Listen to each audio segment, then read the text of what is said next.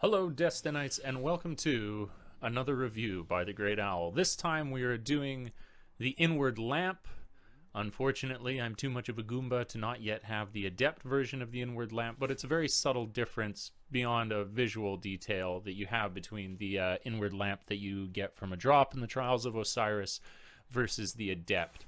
And they share similar characteristics in many ways. All the base stats are the same, everything like that. So you can expect that it's not going to be a great deal different aside from one specific perk. So let's get into it. Let's discuss this very interesting, complex weapon.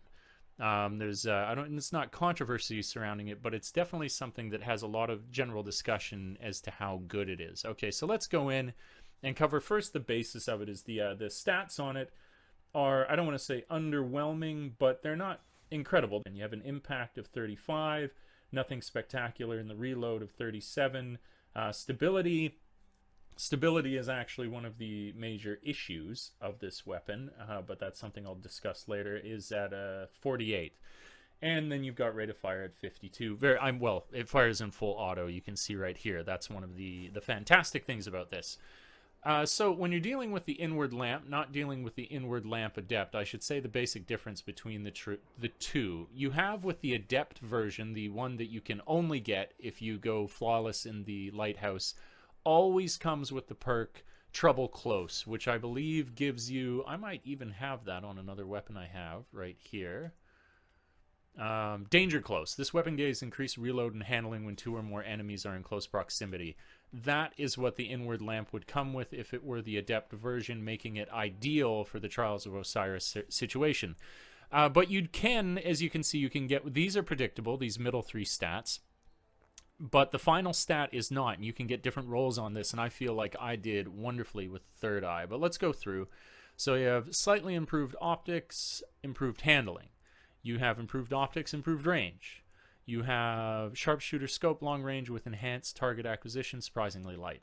Not so much a fan of that. I just like good handling, good solid handling. Anything that can contribute to my stability is something that I go with. This is essentially this kind of archetype when you go with full auto. It's as though you have in your hands an auto rifle that's doing scout rifle damage. Of course, at the lower end of what's capable of a scout rifle, but still significant damage for something that's shooting that high. And I think that's why so many players would enjoy using this weapon, is because you get that great rate of fire and you still get great damage. Also, you can use this in PvE or PvP. Both are very, very good in my opinion. But moving on before we get into the nitty-gritty of exactly how it breaks down in each scenario. You could go for an increased reload. I would never go for reload. I wouldn't recommend that. You can go for rifled barrel. I never like to sacrifice stability. You'll see that in each of my reviews. And then finally, a small bore. And I think across the board, most people would agree a small bore is what you want to go with. You get increased range and stability for slower reload and reduced magazine size. And my random perk, the most awesome thing you can have for PvP, is Third Eye. Your radar stays active while aiming down this weapon's sights. So why do I love this weapon in PvP? Because that's where I think if it is going to shine, it will the most, is because of the rate of fire versus the damage. So you're going to have, for a body shot, you're going to be doing 30 damage. For a headshot, you're going to be rewarded with 45 damage. Now that gives you, I believe it is a 5-shot kill, which you think, oh man, that's a number of shots, but not when you see this guy and its rate of fire. I will have some gameplay at the end of the video so you can check out exactly how this performs in the Crucible for a little bit. Now, the issue that I have, yeah, it gives you the, that's the pros right there, that you're going to get high damage, high rate of fire. The problem with this weapon, and most would agree, is the issue of stability. This is not, in my opinion, a weapon that you want to use in untrained hands. This is not for the Guardian who's starting out and needs to figure out, how stability reacts if they don't have absolute control of it. It is not a laser beam. Quite the contrary. You'll find the way that this gun bucks when you shoot can actually start to throw you off exactly where your aim is going to land for your headshot, unless you're used to it. But that said, if you're a little more practiced and you're used to not having max stability, but you as a player are skilled enough to compensate for that, then it becomes absolutely deadly, and you're rewarded for that. You're rewarded for the fact that although it doesn't have the stability, it has the great rate of fire and great damage. So you're going to see a great return on the investment of time you spend practicing with it. The one other option I believe that you have in comparison to this, why this becomes a great gun if you've got it, but not necessarily sought after in every single situation, is the DIS-47 Suros. Is the same kind of archetype, ends up having a similar rate of fire, but doesn't suffer from the same stability issues, and so makes it a better weapon, you know, just by roll of a perk.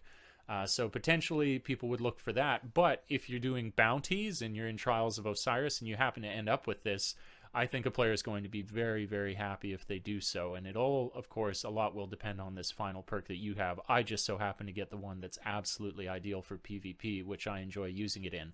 I also use it in the raid. It's fantastic in the raid, but I saw another reviewer point out, because you go for the smaller magazine size and because you have the higher rate of fire, you're probably going to have to adjust a piece of equipment that you're wearing to be able to carry additional scout rifle ammo, or you are going to run into the problem of running out of ammo occasionally. I think it's an excellent gun with a little bit of practice, and when we all can't have the DIS-47 and the exact roll that we want, where this will always come with the full auto, and if with a little training you get used to stability, you're going to get the kills within a fantastic kill time, it's an excellent weapon. I don't even think missing the danger close when you use it outside of Trials of Osiris is something particularly to be sad about if you don't have that. Alright, so there's the review from the Great Owl. I recommend it for both PvE and PvP. Is it the begin-all to end-all weapons that you could ever get? No. But is it fantastic? Yes. This is a solid gun. You'll want it in your repertoire, if only to entertain you for a while until you can flesh out the armory to the point where you have exactly what you need at 320 life or whatever else.